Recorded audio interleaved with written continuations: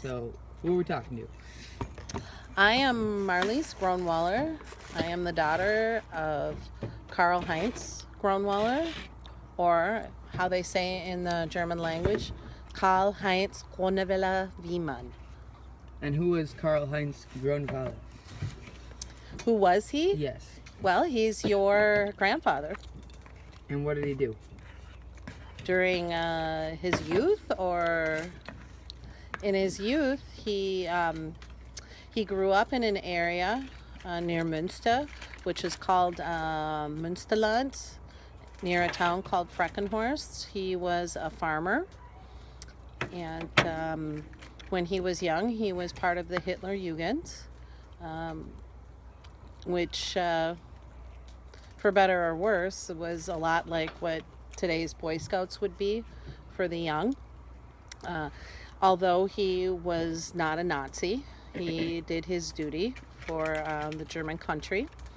When he was 16, he went into military service.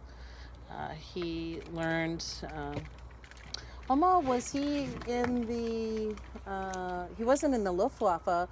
What was he in? Just the regular army?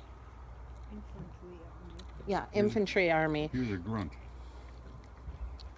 I guess that's a good way of putting it. Yes. His specialty was demolition, so he put like bombs on bridges and things like that. He fought in the Battle of the Bulge, specifically in the Hürtgen Forest battle. After that battle, he was dispatched to Remagen, and he put bombs on bridges there. I don't know if he put them on that particular bridge or not, but he was captured near Remagen. What had happened was a aircraft was coming down on a strafing run. He was on the sidecar, and he jumped out of the sidecar, and in the process he broke his hip, took in shrapnel, and damaged his nose and that, and the Allied forces captured him. Then he was sent over to England, and I remember him telling me specifically he ate a lot of pasta when he was in England. Shortly after England, he was sent to the United States, Fort Dix, where he finished his time until the war was over. And His time as a prisoner of war. Pardon? His time as a prisoner of war. Exactly, his time And how as a... long was he a prisoner of war? Well, he was captured near Remagen, which that would have probably, after the Battle of the Bulge, it would have been spring of 45 that he was captured. Probably early spring of 45. And then I believe I sent you that picture that was taken of him. That was in 40... Do you remember what year that was? 44, I think. No, that wasn't in 44. That was the last picture he was taken before he was sent back to Germany after the war. I think that was taken in, was it 46? Yeah, I can't remember. So he was roughly a prisoner for 2 years? No, probably about a year. A year? Yeah, because, well, it was towards the end of the war, because the war, I think, ended, when was it, June of 45? Mm-hmm. So he really wasn't technically a prisoner, but with all of the people, it took time to get them back to Germany and make sure things were settled. So you said he ended up at Fort Dix in the United States after Correct. that. What did He do? also spent time in Fort McClellan, and I think I remember him saying something about Fort Eustis. But he told me a fond story that he really liked being a prisoner of war because the American soldiers treated them kindly and with respect.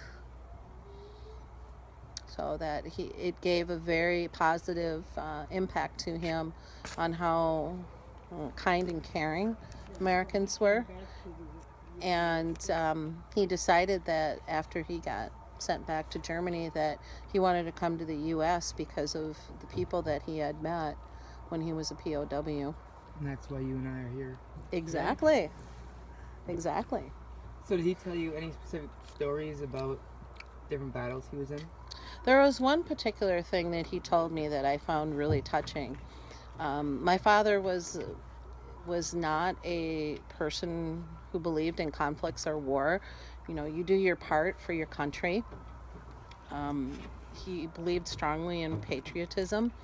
However, the thought of killing was something that he did not relish. I do know that after his battle at the Hurtgen Forest, he had his sidearm, and he just didn't believe in the killing. Maybe something had happened where he needed to kill someone. I don't know, but he had told me a story that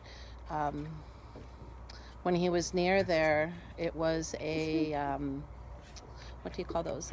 A cemetery, and he buried his pistol in the cemetery. He just really was not for what that represented.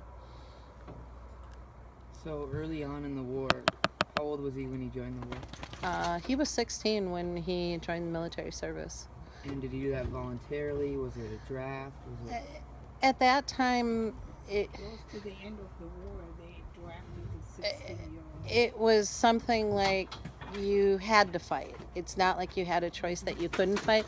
It wasn't a draft per se like we had in the United States, but you fought for your country. I mean, you had to. I mean, that's just what you had to do. It's not like you had a choice and you could say no. I mean, it was something that you had to do. Didn't he go back and get that pistol after the war? Yeah, he did. After the war, when he went back to Germany for a visit, he found that pistol. It was a Ruger, I believe, or some type of pistol like that. And he gave that pistol to his old boss many years ago. Engineering, right? At Rosemont Engineering, yeah. Well, you know the story, Karen. Yeah, I remember that story. So after the war, he met his soon-to-be wife and came over here. Do you know any stories No, about that? actually, he did not meet Oma Rosie in Germany. He met Oma Rosie here in Minnesota at German Club. So when did they come overseas? And I think my father came over in 1957. I have some pictures of him on a ship where you can see the Statue of Liberty, and that was in, 1957? Yeah. And so you say he came here, and why did he choose Minnesota?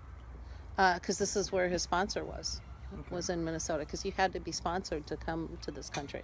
Somebody has to sponsor He had you. an aunt living here. And he had an aunt, Tante Lisbeth, and she sponsored him, so that's why he came to Minnesota. And then Oma, when did you come? 1960? 1961. She came in 1961, and her sponsorship was in the Wayzata area, and that's where they met in German Club. Folks House. Yeah. Folks House on Summit. So can you elaborate a little bit on how he got captured? Sure. Well, after the strafing run, jumping out of the sidecar, he broke his hip and took the shrapnel. He was obviously injured.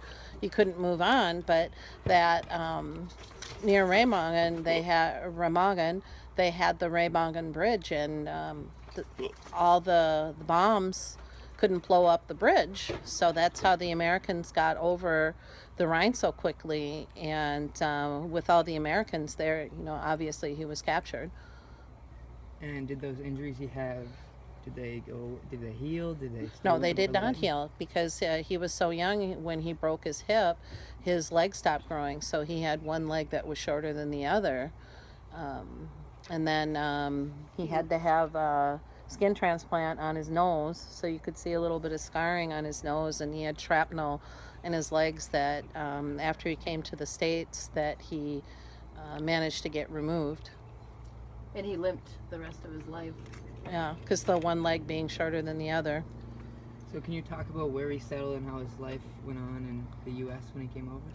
Well, when he did settle here in this area, loved Minnesota, the change of the seasons, and when he did marry, he wanted a farm, but my mother wanted to live in the suburbs, so where they settled was kind of the compromise, a little bit of land, but not too far away from the city, so it was kind of a somewhat compromise. So it gave him enough to tanker, you know, till the land, make it ready for planting trees and landscaping and all that sort of thing. Even though he had one leg that was shorter than the other, it never stopped him from doing what he wanted to do. When we were young, he'd go skiing with us. Granted, he could never, you know, be great at skiing, but hey, he was content with snow plowing and just being active. He became quite an American. He really believed in what this country was and what this country had to offer. He was very, very patriotic in the sense that there's no other place in the world that one can live that's better than the U.S. You know, he believed in that really strongly. And then did he have someone build his house? Did he build his house? Well, he hired somebody to build the house, but he did a lot of work to the house. He was more of a tool and die maker, so mechanical things were his forte, like working on cars, you know, welding, making things strong. As Tom can attest to, he still sees a lot of what Grandpa Karl put together. He built things to last. So And where is that house today? it's in Savage. And who lives there? I live there. I know my Rosie lives there. And is that leaving anytime soon? I hope not.